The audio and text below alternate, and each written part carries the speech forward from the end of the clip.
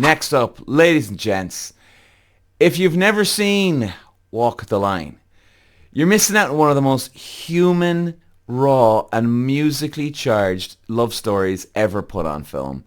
This is such a great movie, man. It's Joaquin Phoenix at one of his best performances of all time.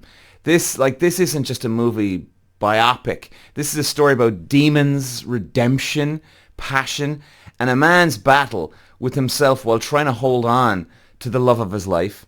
And Joaquin Phoenix is Johnny Cash. Reese Witherspoon is June Carter. They don't just act these roles, they live them. And I don't care if you're into country music or not. By the end of this movie, you'll feel like Johnny and June are family. I detest country music. Detest it. But after this movie, I was sticking on Johnny Cash, man. And I've been obsessed with his music ever since. Let's get into Walk the Line. At the heart of Walk the Line is a conflict like we all, I think, can understand or relate to. The battle between who we are at our best and who we are at our worst. And Johnny Cash, he had the voice of a god, a prophet, but the habits of a train wreck.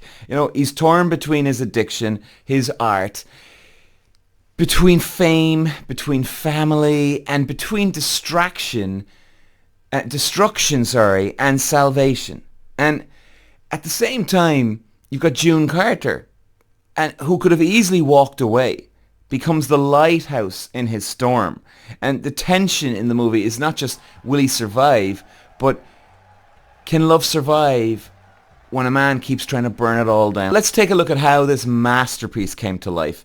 Joaquin Phoenix and Reese Witherspoon, didn't just lip sync their way through the whole thing. No, they performed single songs themselves. Phoenix learned the guitar, Witherspoon learned auto harp, but both trained vocally for months. And when they weren't dubbed over, when you hear this in the film, that's them, raw and real. Raw and real. And even Johnny and June themselves approved of the casting. Cash said he liked Joaquin Phoenix after seeing him in Gladiator. June Carter personally approved Reese Witherspoon for her role, and that's as close as royal blessing as you can get. And behind the scenes, though, things weren't always smooth. Phoenix and Witherspoon admitted they were nervous about the singing. Of course they were. Trying to be June Carter and Johnny Cash. You kidding me? To the point where it was tension between them. I think apparently they argued constantly during the lessons, but as filming went on, they grew close so director James Mangold said they developed a codependent relationship on set, even making a secret pact that if one of them quit, the other one would too. The bond shows in every scene, lads. The movie itself rises and falls like Cash's life. We go from his poor childhood to his guitar, to his rise in the music world, and then the drugs kick in, boys. Oh, lads. And here's where Joaquin, just nails it, man. There's a scene where Johnny Cash, high as a kite, walks on stage during I Got Stripes. He glares at June Carter, trying to make her uncomfortable, unscripted. Phoenix improvises lines in Cash's manic anger. And how does Reese Witherspoon respond? Just rolls her eyes and keeps singing. It was so powerful. This wasn't in the script. That was real. And it was one of the reasons she walked away with the Oscar. She was phenomenal in this. Speaking of Oscars, she won Best Actress for the role.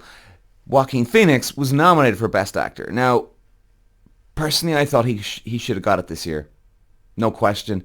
But the Academy decided to go elsewhere. The film is peppered with moments where the actors just went for it.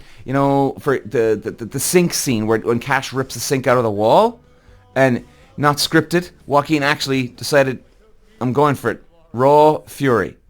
Beautiful. Absolutely beautiful. And then there's the Folsom Prison connection. Oh, not only does the film recreate Cash's famous performance, but it was actually screened at Folsom Prison itself, believe it or not. And 38 years after Johnny's real concert, that history looping back on itself in the most poetic way possible. The emotional climax isn't even about the music, it's about the love between the two. And the broken love. And June Carter standing on that stage saying no 1,000 times until she finally says yes. Cash clawing his way back from addiction. not just to save himself, but to prove he deserves her. And then, then you realize it's not a music movie.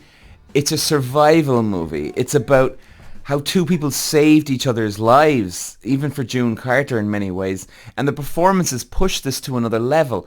Remember, every note you hear, like every lyric sung is Phoenix and Witherspoon. They didn't just mimic June and Johnny. They became them in many ways, and that's why you hear Jackson a Ring of Fire in this film. It doesn't feel like karaoke. It feels like you're at the Grand Ole Opera here watching the whole thing. I suppose, guys, to wrap it up, like, what do you take away from this movie? Like, I think by the end of the movie, you're not just left with the story of the two, Johnny Cash and June Carter.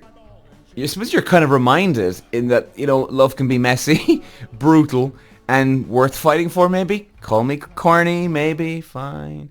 But, this is why this film isn't just for country fans or music buffs. Believe me, lads. It's for anyone, I suppose, maybe you've gone through what a lot of these people are going through. They're facing their demons. They found someone who believed that believed in them when they couldn't believe in themselves. And if all that doesn't convince you, Joaquin Phoenix pulled off Cash's deep voice by lowering his own vocal register, trying to sound more like Johnny. And Cash's guitarist tragically died after falling asleep with a cigarette in his mouth. Believe that? A detail hauntingly foreshadowed in the movie. Waylon Payne, who played Jerry Lewis, was so convincing that some people thought they were watching the real Jerry. How did they get to that? But yes, the cast performed for real inmates, and performed during certain rehearsals to keep the atmosphere authentic. So when finishing watching The Walking Line, you don't just see it as a movie. Like, it's an experience and resilience and redemption and the unshakable power of music, lads, and love. Call me corny, call me cringy, call me whatever you need to do. But guys, walk the line. It's one hell of a show. And believe you me, if you detest country music the way I detest country music, you will love it after this.